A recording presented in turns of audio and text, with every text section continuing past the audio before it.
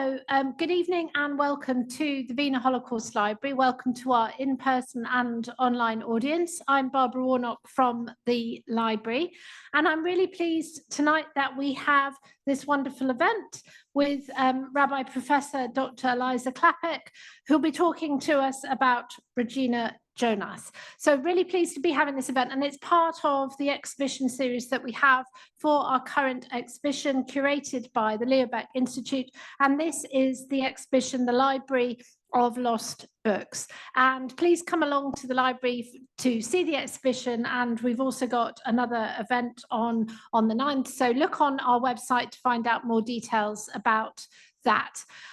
So this exhibition has been put together by Klapheck Institute, but it also features some items from the Wiener Holocaust Library's archival collections. We are in fact the world's oldest archive on the Nazi era and the Holocaust, and we've got a busy programme of exhibition and events, so please find out more on our website. Just very quickly for for everyone actually, but particularly people in the room, a few words of housekeeping. If the fire alarm sounds, then you need to leave by the front entrance. There is no other main entrance here. Also, should you need the toilets, then leave this room by the door that you came in, go along the corridor to the back of the building, take the lift to the basement, and then the toilets are there. And then just to say to people online that there will be a chance for you to ask questions at the end, should you want to as well. You can place any questions that you have in the chat, and then we will be able to bring your questions to Elisa as well. So don't worry, we won't leave you out. So I'll hand over now to the Deputy Director of the Klapheck Institute, King of Bloch, or am I handing over to Joe? Sorry, yes, getting confused. Sorry. Yes, everyone has to. So I will in fact not do that.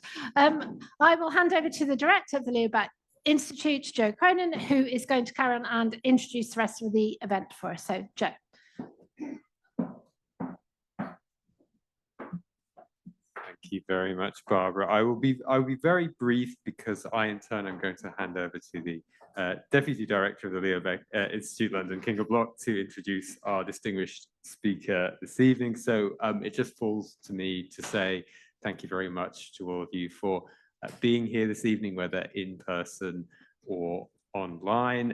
As Barbara was saying, please do look at our exhibition, which is currently ongoing until the 10th of July. This is the first public event connected to this exhibition, which is of course very exciting. The second event will take place next Tuesday. So just before I hand over to Kinga, I'd like to thank once again the Wiener Holocaust Library for their unflinching generosity in hosting this exhibition and this lecture this evening. So I hope you all enjoy it very much. Over to Kinga. Now it's me doing the fun part. My pleasure is to introduce our speaker tonight, Rabbi Professor Elisa Klapheck, who has come from Frankfurt to us today to speak about Regina Jonas, the first woman rabbi who studied at the Higher Institute for Jewish Studies, or the Academy for Jewish Studies, because the terminology is very fluent here, and I just want to make sure that everybody understands when Elisa mentions academy that we're also talking about the Hochschule. American and British translations are a bit confusing sometimes. So Rabbi Professor Elisa Klapheck is rabbi at the liberal synagogue Egalitärer Minyan, a Jewish congregation in Frankfurt am Main, and she is also professor for Jewish studies at the University of Paderborn. And you really all have to forgive me because we could actually talk the entire evening about Elisa Klapheck and still kind of have many hours to fill with her life and her achievements. So I cannot and I will not attempt to summarize her multi-layered achievements and her work in a short introduction here, but I would still like to mention some of her works nonetheless. And please forgive me if I omit anything, Elisa. There will be time to have a conversation with you after the lecture to go into greater depth. So Elisa Klapheck is involved in rabbinical and religious debates in Germany. She is also a journalist by training and profession, and she's also done a lot of academic work. So these are already 3 pillars that are quite a broad range of skills. Since the 1990s, she's involved in debates about the renewal of Jewish religious practice and tradition, and her activities are, amongst others, linked to one of the visually most iconic synagogues in Berlin. She was the co-founder of the liberal synagogue Oranienburger Straße in Berlin, and anyone who's been to Berlin and wanted to see a synagogue certainly went there in central Berlin, which is also very close to the original building of the Hochschule, the Higher Institute for Jewish Studies. Elisa Klapheck is engaged in the discourse about feminism and religion as well, and in 1999, for example, she was the driving force behind the foundation of the Jewish feminist organization Bet Deborah, which is the first, and she organized there the first conference of women rabbis, cantors, and scholars that has ever since taken place in many different cities all over Europe, but originally started in Berlin. Elisa Klapheck herself was ordained in 2004 and moved to the Netherlands thereafter, where she worked in Amsterdam from 2005 to 2009 and became the first woman rabbi in the Netherlands at the House of Renewal, and I'm going to save you with my really bad attempt to speak Hebrew, but the Beit HaChidush. Thank you very much, Elisa. An independent, modern, progressive Jewish community. In 2009, she returned to Germany and is rabbi to the egalitarian minyan in Frankfurt, as I said. Amongst other topics, Elisa Klapheck is involved in the engagement with Talmudic and rabbinical texts in the context of contemporary socio-political issues, fostering a new dialogue between religion and politics. She's also a member of a wide range of organizations, such as the General Rabbinical Conference in Germany, and an associate member of the Rabbinic Board of Liberal Judaism in Great Britain.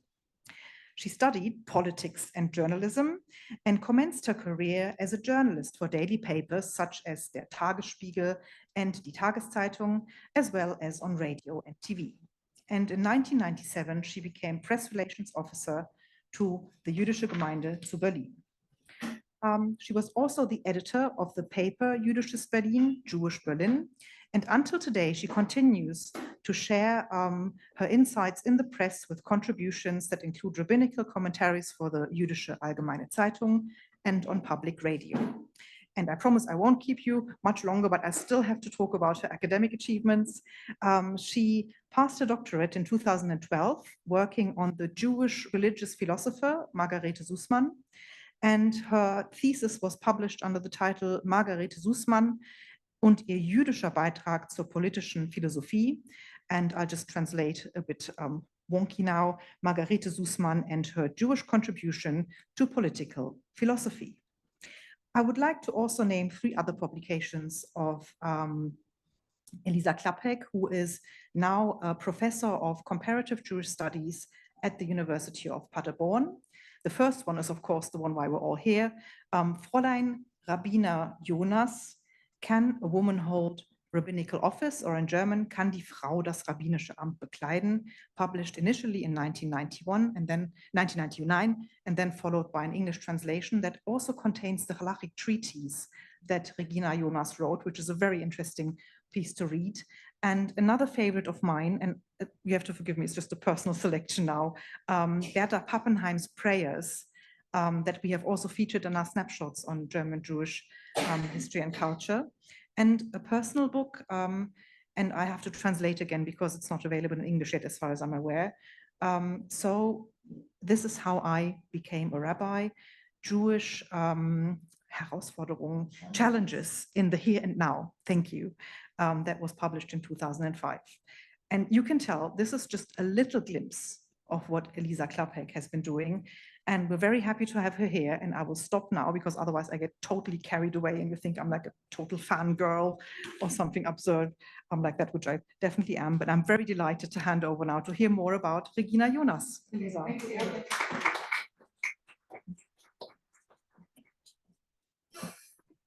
Thank you for the introduction. You actually said much too much. And welcome also to the people online, which I don't see, but I know they see me. And I hope I'm able to speak to both audiences. I apologize for my English. Recently, I didn't speak so much, so it has become a bit rusty recently. But I can say it kind of all started with Fräulein Regina Jonas, yes, with the discovery of Regina Jonas.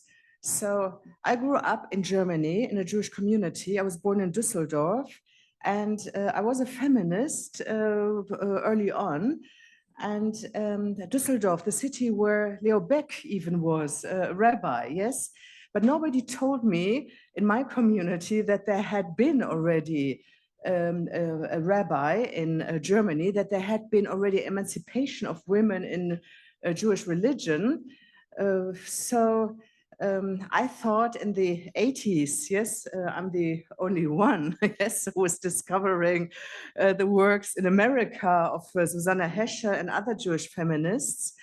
And I have to go there, or I have to go to England to find Jewish feminism. And there's nothing in Germany to relate to. So it was a big shock to find out in the 90s that there had been the first woman rabbi in Germany. She was discovered, well, some people knew about her. I was press officer in those days in Berlin, at the Jewish community in Berlin. There were actually former pupils of this first woman rabbi, pupils of hers who went to class and got religious instruction. There were people in Berlin who went to services of Regina Jonas, remembered sermons of her. And nobody of them was talking about her in all these years. Sometimes, like the second rabbi in the world who was ordained, that was Sally Present in the United States. She said it, but that there apparently had been already a rabbi before her, a woman rabbi, but nobody took that up. There were instructors at the Hebrew Union College in Cincinnati who knew Rabbi Regina Jonas, the first woman rabbi, and didn't pursue something on that, didn't proceed on that. So we're talking about lost legacies. So her legacy was almost completely lost if there wouldn't have been, and that's interesting, a Protestant theologian, by now a friend of mine, Katharina von Kellenbach. I want to pay tribute to her. She started to investigate, and she found it. After great difficulties, she found the legacy of Regina Jonas in an archive in East Germany. That was after the wall came down and the archives opened. And luckily, she didn't take her legacy to the camp that was Theresienstadt in 1942. Well, probably now I have new information, but I still have the idea that she was conscious of where she was going to. It might be death, it might lead to death, to her being murdered. So she left the main parts in Berlin at the archive of the German Jews, yeah, das Gesamtarchiv der deutschen Juden. So after the Holocaust, the Leo Baeck Institute of New York took quite a third of the important documents to New York. Then came Yad Vashem, took another third of documents to Jerusalem. And the rest, which was not considered to be so important, was left in Germany and happened to be in 1989 in Coswig, a small town in East Germany. And there, Katharina found the legacy, yes, the maps with all the material. Well, from there, she wrote a first article on it, and I read her article, yes, in something like 1993, 94. I heard for the first time about Regina Jonas, the first woman rabbi in world history. Yes, she was ordained 1935 by Max Dienemann, a famous liberal rabbi. And she was hired by the Jewish community in Berlin, not as a rabbi, yes, as a rabbi, but in rabbinic functions. Okay, but the word rabbinic was in the contract. And well, she had 7 years in Berlin to work as a rabbi before she worked as a preacher. This is probably the term. Yes, she delivered sermons in the synagogue of the Jewish hospital and other maybe second-rate places, but she was there definitively on the map. She wrote articles on Jewish religious topics. And so she had 7 years in Berlin. And from what it appears is that when she was deported, yes, to Theresienstadt, the camp, the ghetto, she worked there as a rabbi too. She was not accepted by the Orthodox rabbinate of Theresienstadt, but there was a man. Theresienstadt was known for its cultural program. Yeah, it was made as a ghetto. It was a mixture of a camp and a ghetto. It's not clear what is the proper term nowadays, to call it a ghetto or to call it a concentration camp. It was a city with a kind of autonomous administration done by Jews, yeah, by the Ältestenrat. But of course, the SS was all around this ghetto, this camp. And but Regina being there was part of the cultural program, and she was also working together with Viktor Frankl, the famous psychologist, and so she was part of the administration, maybe, well, part of those who had a system of resistance, resilience against suicide, against the presence of death everywhere. And well, there's one man, Philip Manes, who set up the cultural program.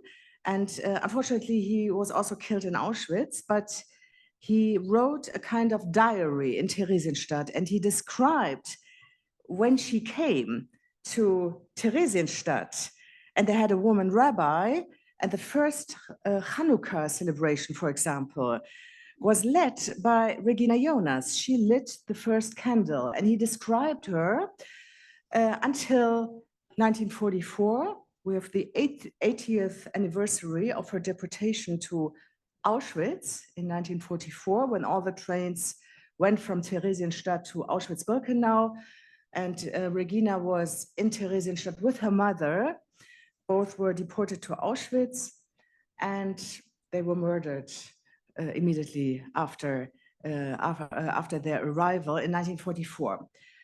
But still, from 1935 and that terrible time to 1944, these were the years when she was well, working, being active, showing herself as a rabbi, and even in the list of deportation, it is written rabbinerin with a profession, and there's a list of activities which she did in Theresienstadt. In the archive, you can find it today, 4 papers of, for example, lectures which she held in Theresienstadt as a rabbi, and a whole sermon of hers, and she signed it Rabbinerin Regina Jonas. For me, it's very interesting. It's Rabbinerin, female, yes? It's also not clear in German whether you say Rabbiner as the title, Doctor, Rabbiner, Professor, or nowadays it becomes more and more common to say also Professorin, Doktorin, but she signed mostly Rabbiner, also her stamp. Yeah, do we say that? The stamp says Rabbiner Regina Sarah, the name Jewish women had to take on, Rabbiner Regina Sarah Jonas, but this last signature of hers in her life was Rabbinerin, Regina Jonas, früher Berlin, formerly Berlin.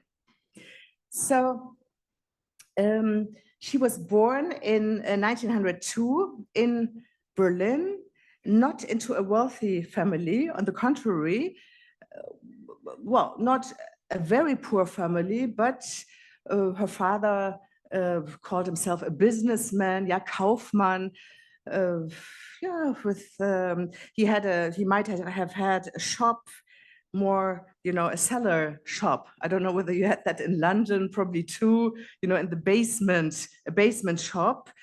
And she grew up in that environment in Berlin Mitte, Berlin Scheunenviertel, with many refugees, Jewish refugees from Eastern Europe.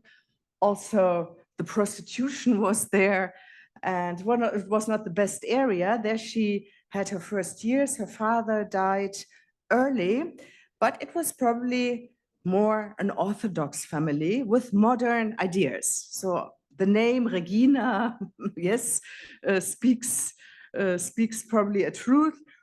She had a brother, Abraham, and he also became a religious instructor.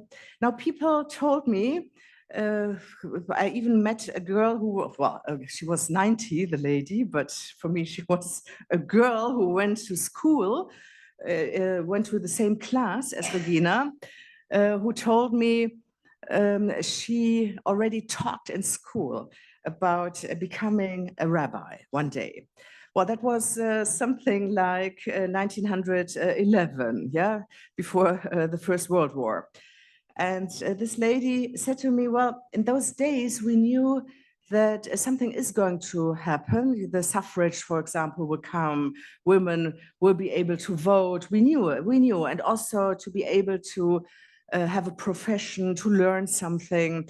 So, but everything was new. So if a woman or if a girl said, I want to become a doctor, it was just as much fantasy as if a girl said, well, I want to become a rabbi. Why not? Everything was fantasy, everything was possible.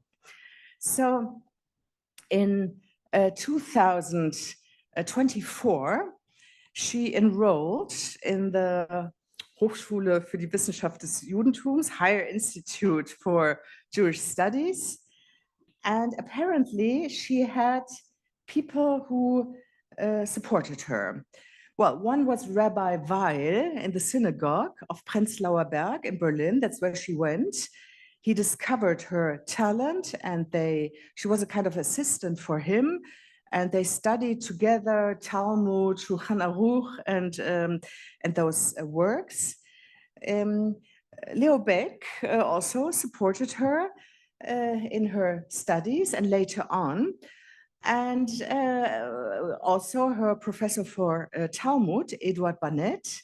So he made her write, today we say a master thesis, an MA, her final thesis with the title, Can Women Be Rabbis? Can a woman be a rabbi? Kann die Frau das rabbinische Amt bekleiden? Can the woman put on the rabbinical role? And it's a halachic treatise. So she went through all the rabbinic literature, well, also Torah, of course, Torah, Tanakh, the Bible, the Hebrew Bible, then the Talmud, everything concerning rabbinic tasks. Yes, it was the modern rabbi is something else than the rabbis who were the authors of the Talmud. So she started her thesis by saying, well, the rabbinerin, yeah, the woman rabbi is something new, but also the male rabbi, yeah, der Rabbiner is also something new. We have it since the 19th century, the modern rabbi. And what are the tasks of the modern rabbi? And she lists 9 tasks. He has to be the leader of the community. He has to perform rituals. He has to teach the youth. And he has to decide upon halachic issues. So she lists this all up. And then she asks, well, these are questions which were not asked in the Talmud, but I can ask it now. If women are allowed to perform these tasks. And then she goes through all the rabbinic literature, the Talmud, the codes, yeah, Shulchan Aruch, what did Maimonides, the Rambam, what did he say? Are there responsa on it in the 15th and 16th century? And so I was lucky that when the first conference of Beit Deborah, yeah, you named it, when I helped enable the first conference of Beit Deborah, the women rabbis from Europe came to Berlin, and I called the chief director of the archive in Berlin, where the legacy of Regina Jonas was by now. And I asked him, is there someone who's writing a book about Regina Jonas? We have our conference and we want to learn. Who was she? Yes, we want to learn about the first woman rabbi. That was in 1999. And then he said, unfortunately, nobody wrote the book, the actual book. We have articles like from Katharina von Kellenbach, who discovered the legacy, and some other articles, but we don't have a real book. And then there was a second. Do you want to write the book? And I said, yes. I knew this is going to be a turning point of my life. And the same day, I went to him to the archive, and he showed me the thesis, yeah? Kann die Frau das rabbinische Amt bekleiden? I don't know how to say it in English. It's not the paper itself. In those days, when you were writing on a typewriter, you had, in German, you say Pausepapier. You had a second carbon copy. It was a carbon copy with her stamp, Rabbiner Regina Jonas. And it was really a magic moment for me when I held it in my hand, that what her hands had held and even created. And well, I said it was a turning point in my life, and I was so privileged. I was allowed to live with it, to edit it, yes, and to live with her argumentation, because it was a real, you know, thorough, strict halachic argumentation. It was not just an opinion that in modern times women may be rabbis. No, she proved, yes, from the start, from the scratch, that nothing in the Torah, well, she said almost nothing, only prejudice in the Jewish tradition, yes, speaks against women being rabbis, women performing these functions of a rabbi. So I was living for quite a time with Regina Jonas being my teacher. Yeah, can women be rabbis? I heard her question, can you be a rabbi? There are enough journalists in the world, but women rabbis, we are still much too much a minority. So I learned from her how to argue, how to understand a rabbinic argumentation through all the rabbinic works. And she got for her thesis, good, yeah? That's good, yeah, great good. It's probably in the British grades a B, yes, it's quite good, yeah, a B, not an A. Maybe the professor thought, well, that topic shouldn't get an A, but a B, yes. So she must have been right in her argumentation. So unfortunately, he died, the professor who was probably also her mentor and supporting her to become a rabbi. And unfortunately, the Hochschule didn't ordain her immediately. They feared a scandal. And it took another 5 years. She finished her thesis in 1930. Yeah, she enrolled in 1924, finished her thesis in her studies in 1930. And 5 years later, Probably Leo Beck was the one who arranged it, but Max Dienemann took the final rabbinic exam from her and ordained her, wrote a smicha for her, that she is worthy, because that's the question, whether the woman is worthy, that she is worthy, according to her argumentation, to be a rabbi.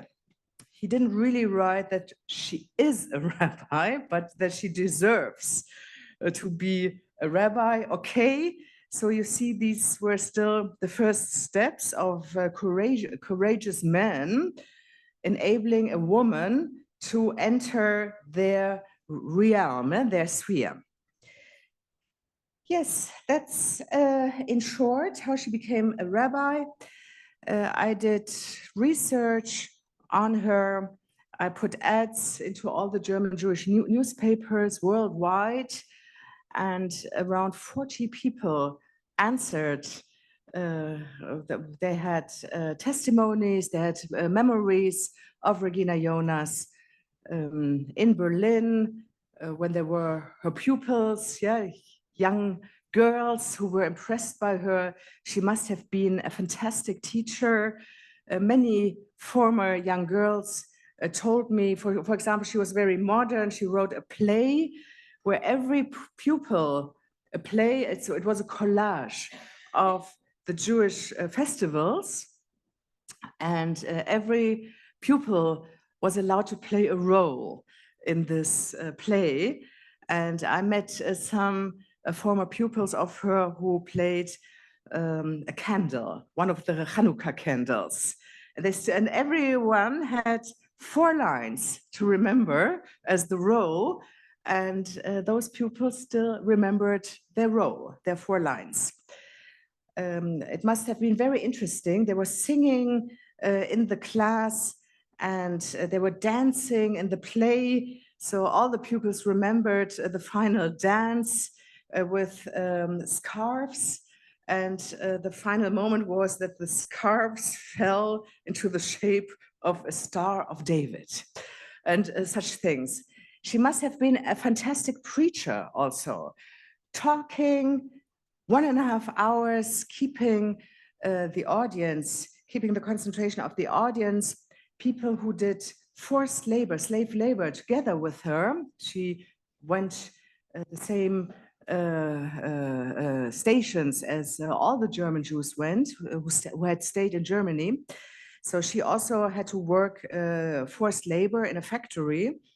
A man who was in that factory too told me, well, her synagogue was everywhere. She was talking all the time about religious topics. And even the SR guard was listening to her and fascinated how she could talk. So she was the rabbi for the moment, die Rabbinerin der Stunde. In German, that means she was just the right person to talk to the people, to lift up their spirits. And I could see it also in the letters which are in her legacy, where people say thank you for a sermon and for the way she acted in Berlin in those days. And someone said to me, and probably even stronger in Theresienstadt.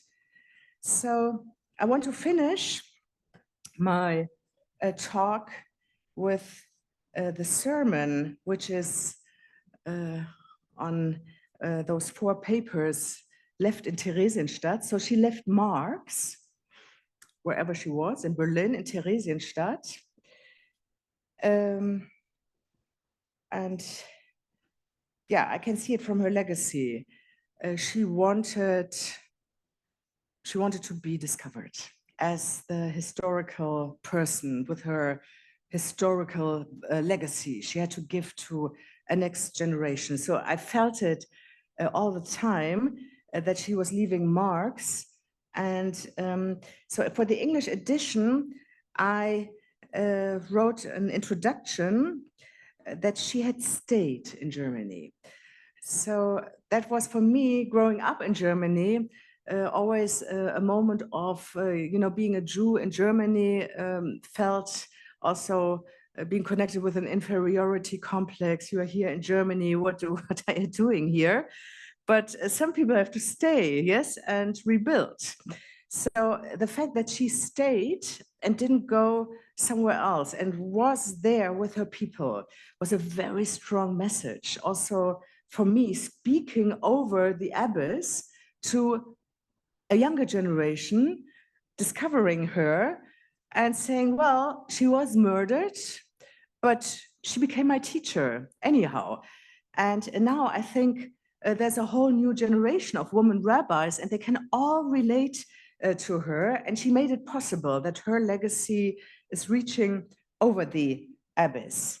So these were her words. Our Jewish people has been planted by God in history as being blessed. To be blessed by God means to bless, to do good, to be loyal to others wherever one goes in every situation. Humility before God, selfless, devoted love to his creatures, preserve the world. It is the task of all Israel to build these foundations for the world.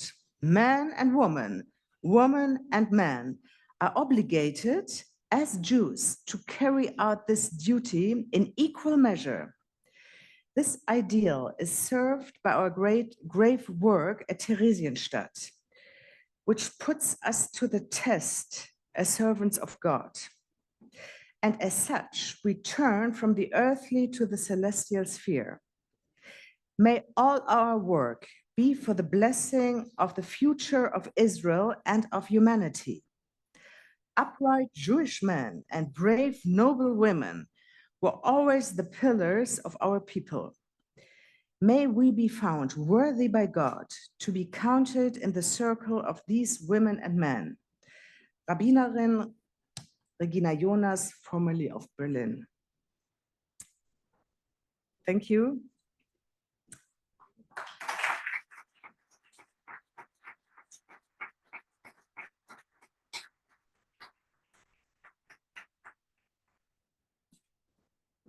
Thanks for that wonderful introduction.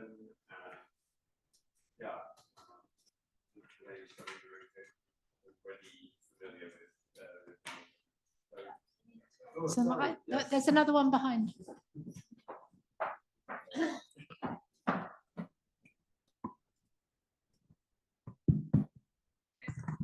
Apologies, Zoom audience, you probably couldn't hear me. I was just thanking Professor Rabbi Klapheck for a wonderful lecture, which was a fantastic introduction to the life and work of Regina Jonas. So now I think we can open the floor to questions, which both in the room and on Zoom. If you are watching on Zoom, I think you can either type your question, or is that the easiest way? Yes, yeah. If people online would like to type questions, and then I can place them. Perfect. Okay.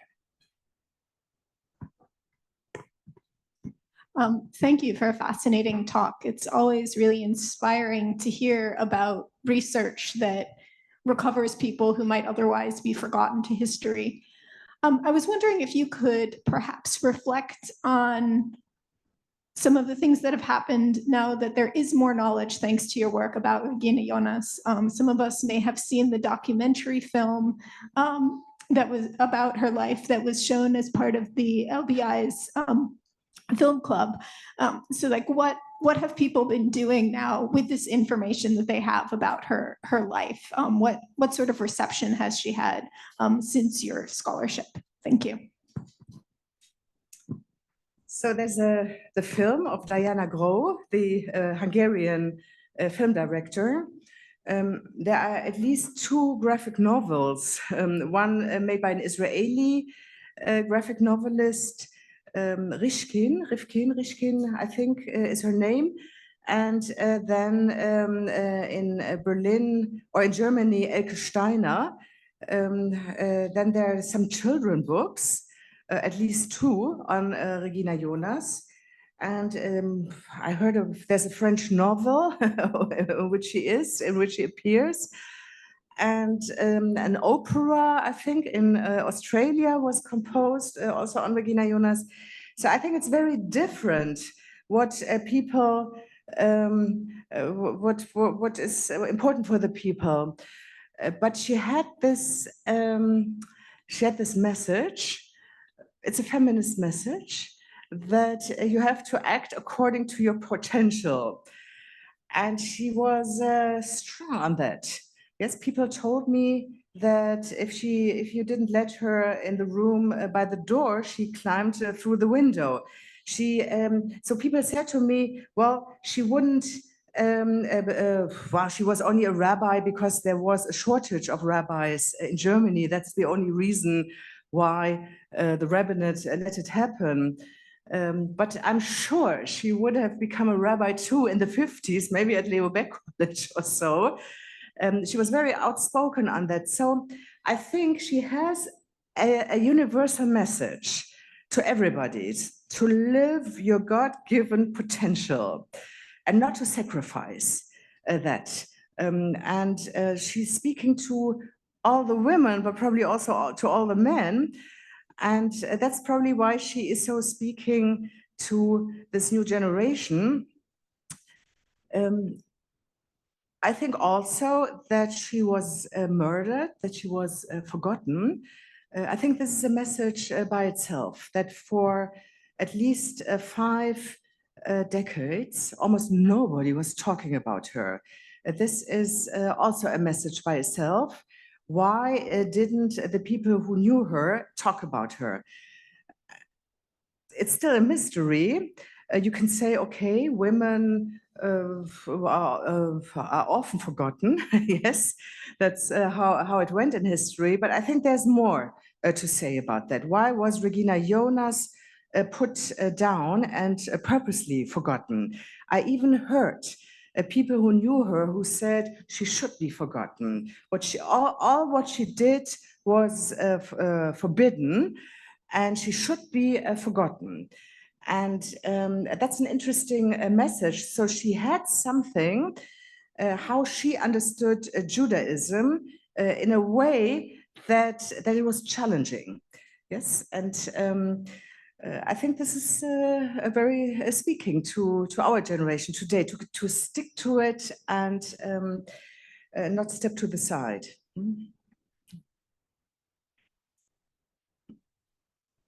Yes. Thank you. That was brilliant. Thank you very much.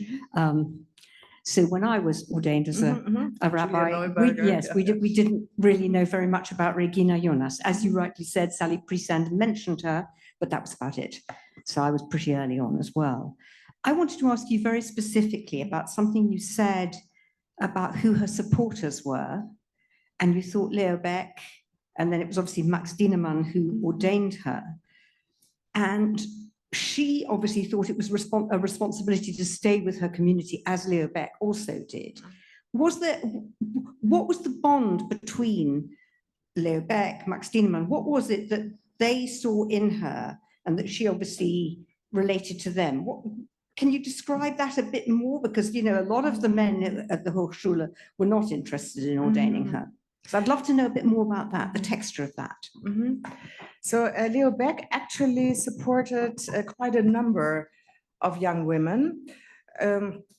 So the Hochschule as such, or let's put it that way, progressive Judaism, the reform movement with Abraham Geiger already in 1830 started to promote equality, yes, equal rights for women. They didn't know what they were talking about, but already in 1846, at one of the big conferences of the reform movement, the equal rights for Jewish women was part of the decision making.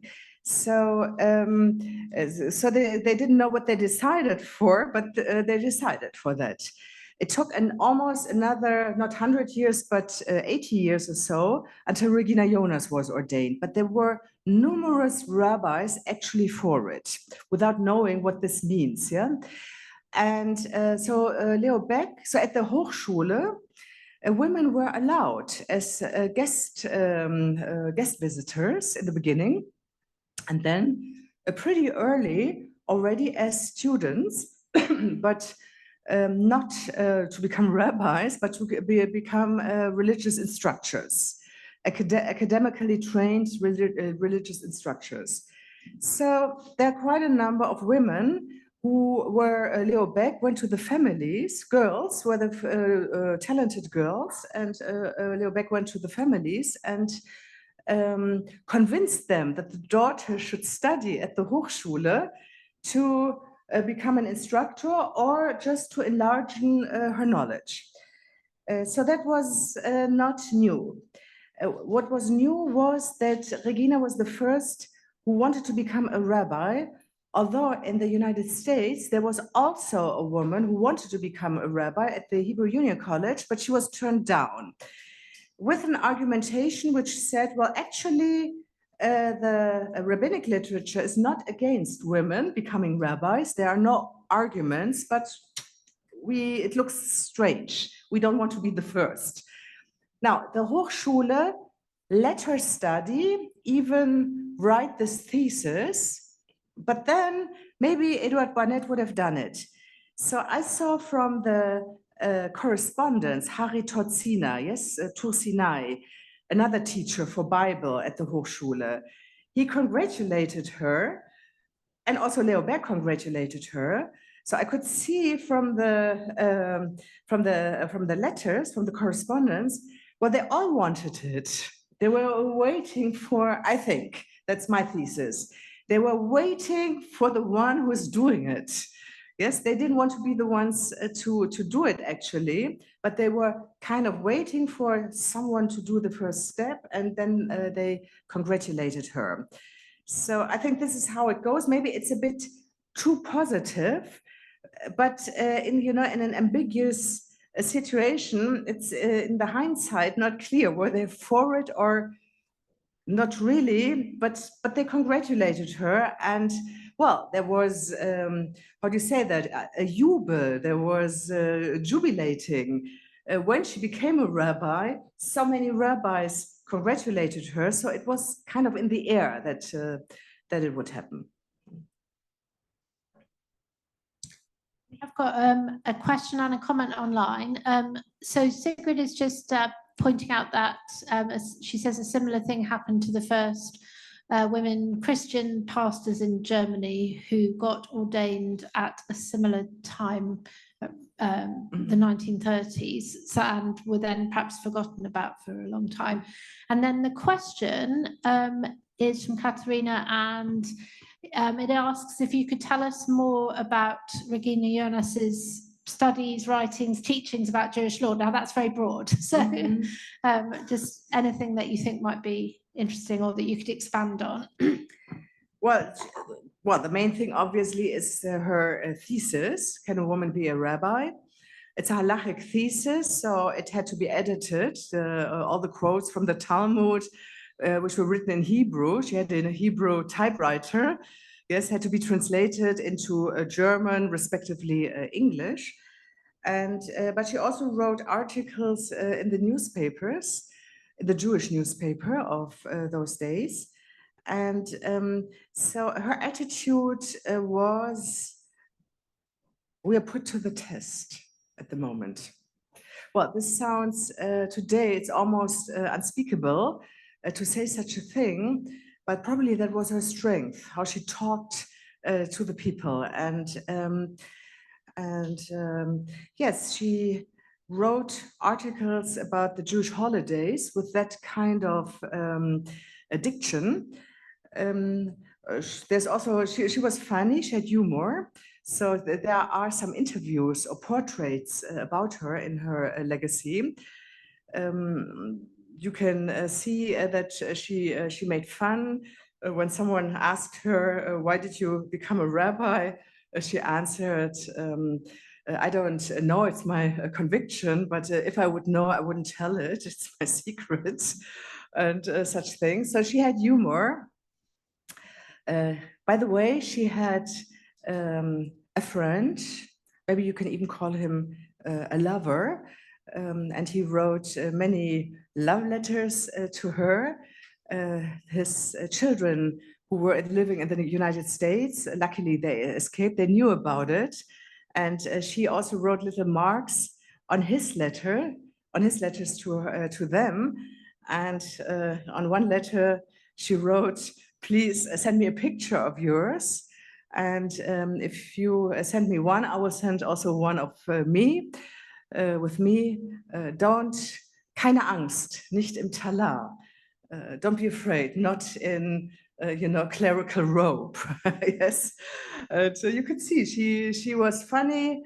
She had humor, and that kind of made me also happy when I was going through the legacy, reading all these things.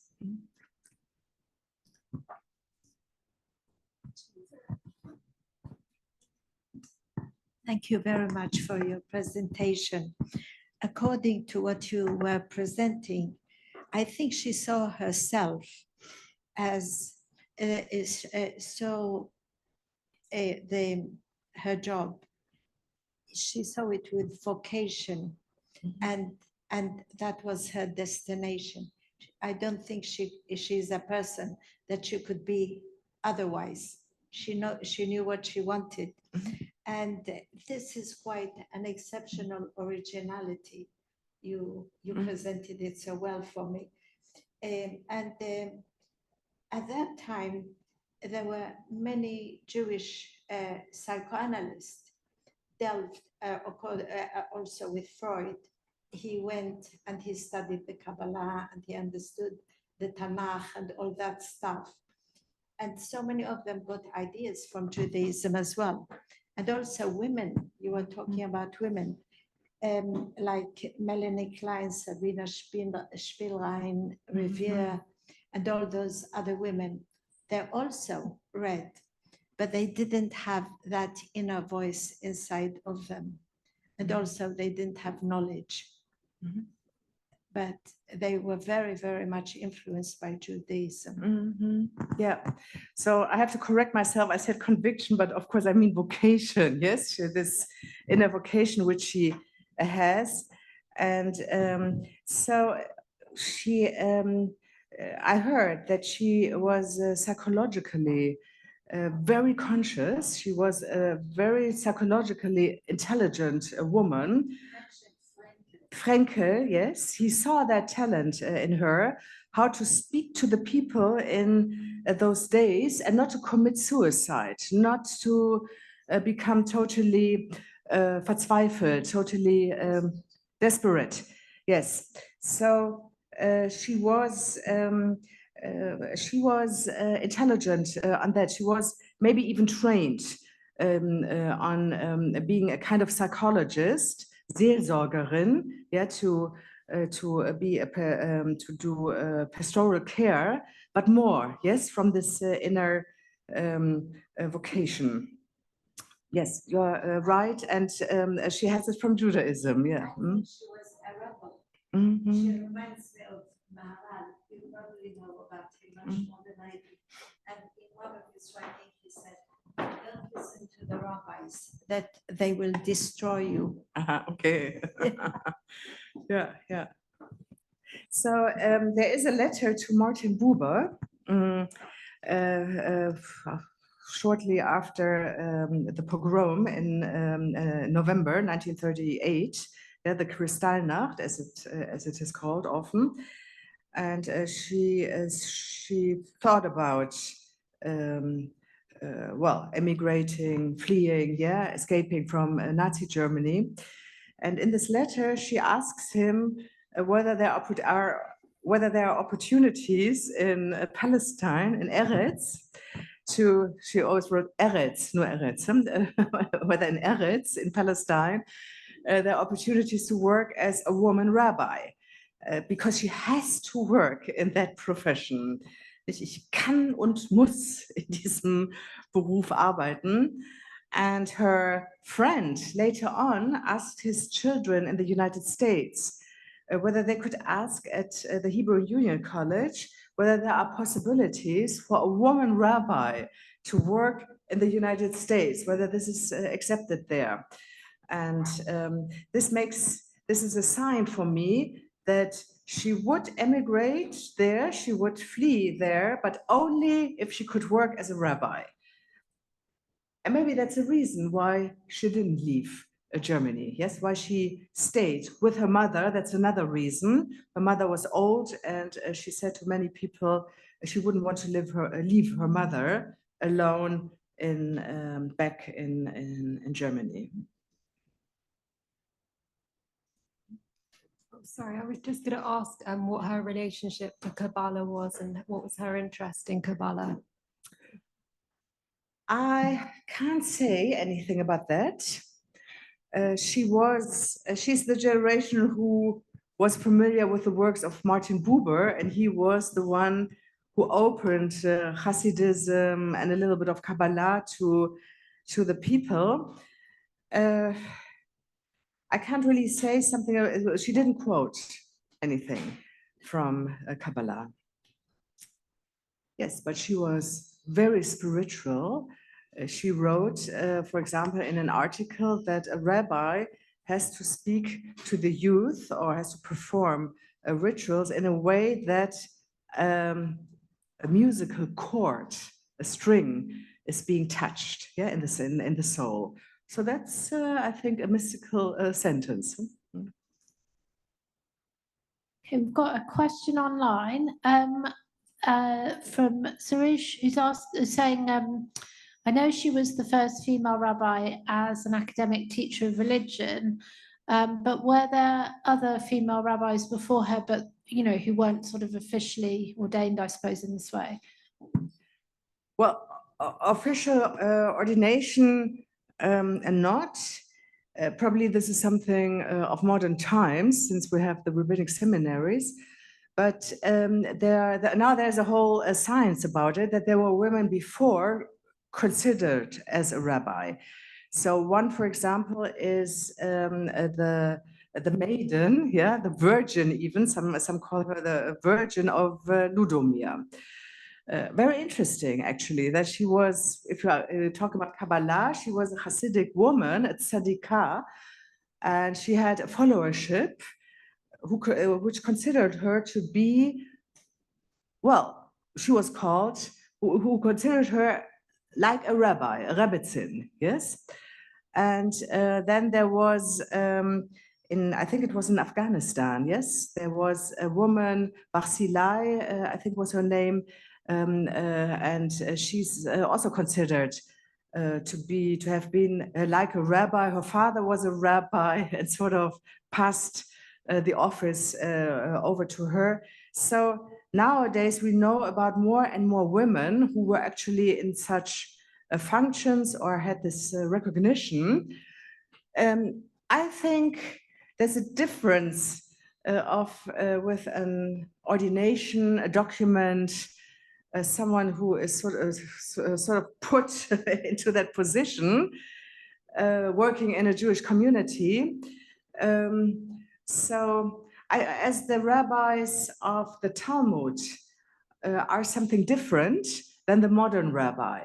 I think Regina Jonas belongs to the modern rabbis, and she is the first woman rabbi being ordained with all the qualifications and everything what is connected to it. So I still stick to her being the first woman rabbi. But maybe some say, well, this is not how you should go about it. Let's take the others also. But Regina Jonas also wrote in her thesis, Can Women Be Rabbis? She wrote about the women before her who were in rabbinic functions. She quoted them. She said, well, I'm the first one who once officially had this title, but I'm not the first one who performed rabbinic functions. So it is a bit ambiguous to talk about the first, who's the first. Very often when you start with someone who's the first, it turns out, well, there were others before. But she became an icon, and I think we should keep her an icon. To have her who started this tradition of modern women rabbis. Just a question asking where her papers and archives are held. Well, they're in Berlin and the Zentrum Judaicum. Well, they're also in Theresienstadt. The letter to Martin Buber is in the library in Israel. I think it's the National Library of Israel. So they're spread all over. And as the project here, if you find something of Regina Jonas, please put up your finger and tell me and others who are the experts that there is more information about Regina Jonas. Kinga and then Andreas.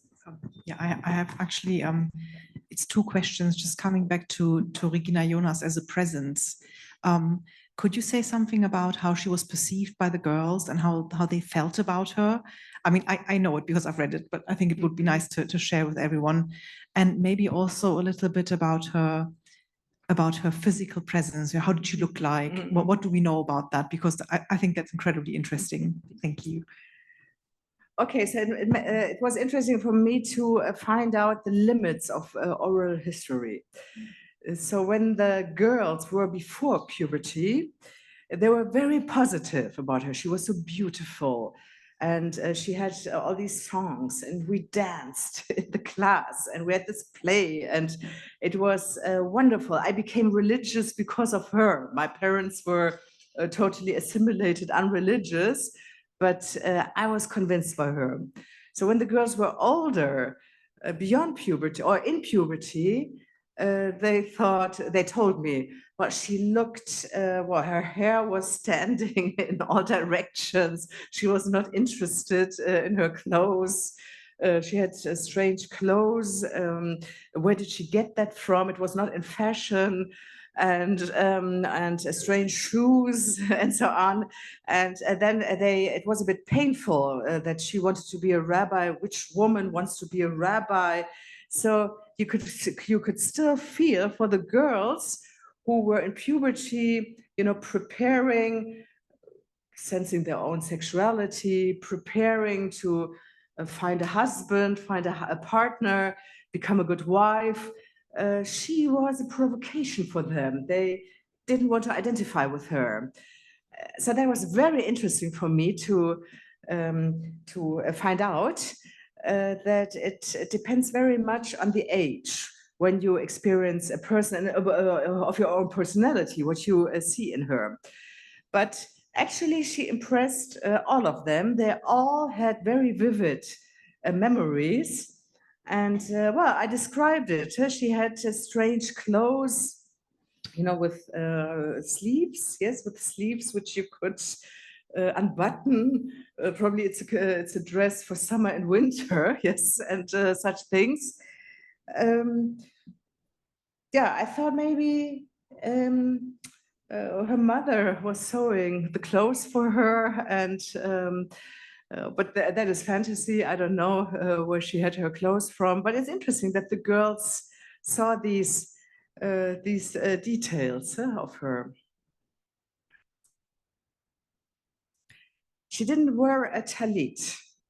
Nowadays, the women, for example, in Jerusalem at the Western Wall, the Kotel, the Neshota Kotel, they come to provoke with a talit. And for me, that was a very important moment in my life to put on the talit publicly, to show off, to show the men, this is the sign, I want equal treatment. I want to perform all these functions, all these things in the service.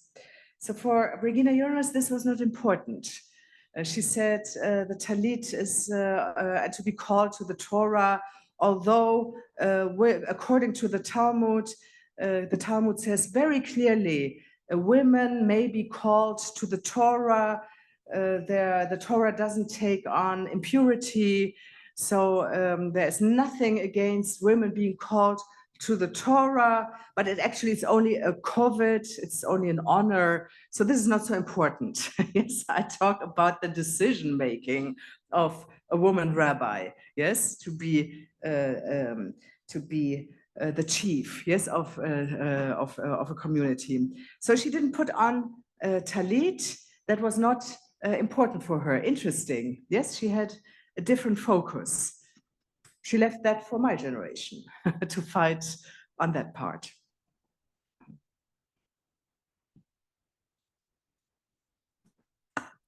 Mine is not a question, it's an observation, and it's not a coherent one at that, but it parallels the development of the first academic librarians in Berlin in the 1920s, when the first women are allowed to complete a PhD. There's this movement also with a new development of library classification systems, and which is very sort of intellectually eugenic and restrictive. Is when there's this decision to let the höhere Töchter to decide to let them become librarians, but not really in the sense of having any freedom of their self. It's as a counter movement to the Volksbibliotheken, which were meant to be far too proletarian and too bolshevistic in their leanings. So there was this idea of, by the professors, to create a particular way of introducing women and use their talents to train them. And in order to do that, they went to, very much with these ideas of Otto Weininger, of not over-challenging them, they went, of all people, to Melville Dewey, to the Library of Congress, to ask him, how do we train women to give access to knowledge? And he advises them not to pay them too much, because that would make them giddy, and to not give them too much responsibility, but to give them responsibility so that they feel like custodians, but to keep a very clear eye on it. And it seems that quite a lot of women who's at the University of London, where, for example, there's the archive of Friedrich Gundolf, but his wife, Ellie Gundolf, nee Salomon, she joins in 1920s Berlin these movements for young Jewish women, and they're very militant and so forth. But then she, in the 30s, then becomes just the keeper of the flame of her husband's archive. And it's these female librarians which are then formed, and in the 1930s become the first female librarians, which are, it's quite a sinister way of how they're shaped to become exclusive rather than access to knowledge. So my observation is that I think there are two ways of where your study shows how somebody keeps those barriers down and or doesn't allow them to come up, whereas the way that librarians went or state libraries went was that this paved the way for the use of that knowledge to go in a very different direction. But she obviously never had an interest in becoming a librarian. No. But the interesting thing is that Martin Buber, which is part of a study that is currently done at the Institute, there's a beautiful picture of him when he starts his first book collecting club. And there's a poster of him, Ich bin bibliophil, which I think is a thing of beauty, because he then starts to collect knowledge in a different way, and he becomes a librarian first in Jerusalem.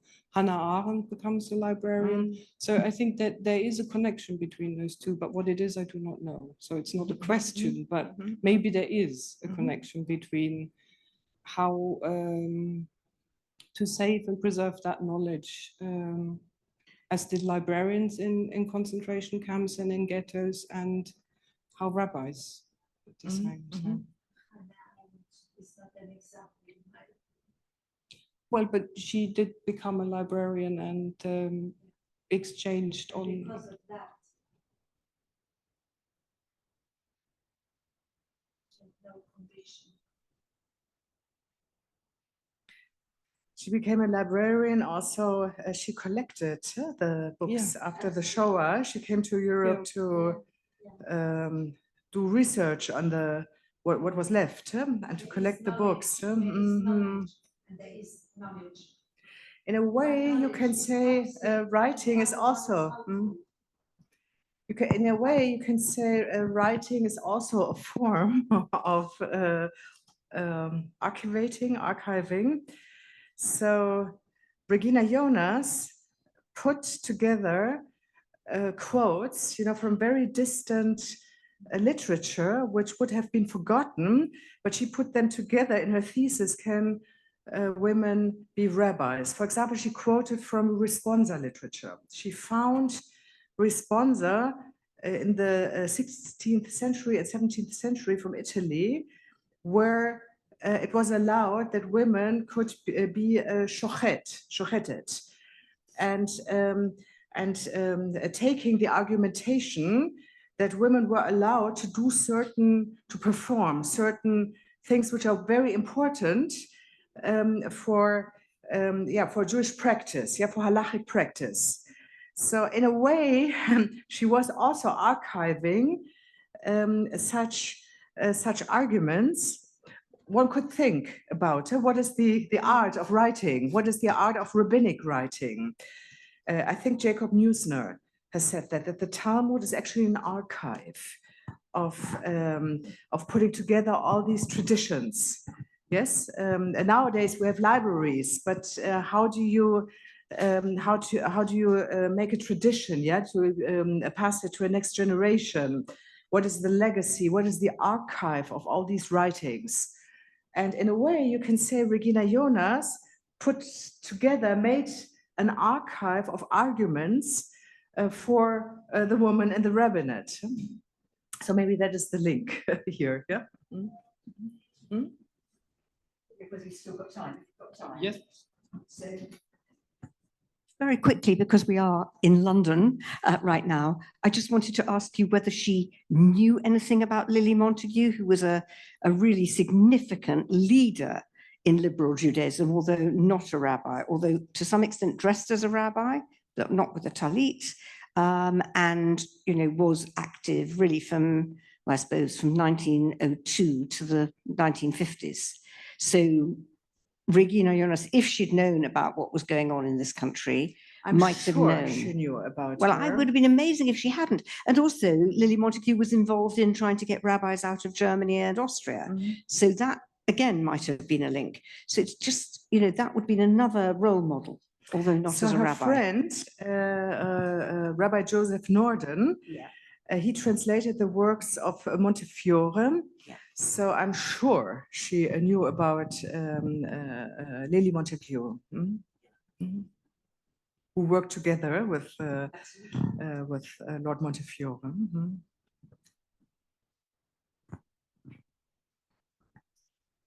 Do we have any more questions in the room? More online? Okay. Well, in that case, I'd like to thank once again Professor. Yes, sorry, talk a bit louder. I'd like to thank once again Professor Elisa Klapheck for a fascinating lecture and for the discussion. And thanks to all of you for coming and for participating. I think we have some refreshments afterwards. Thank you, Barbara. Yes, so please join me again once again in thanking. Thank you. Thank you very much. Thank you.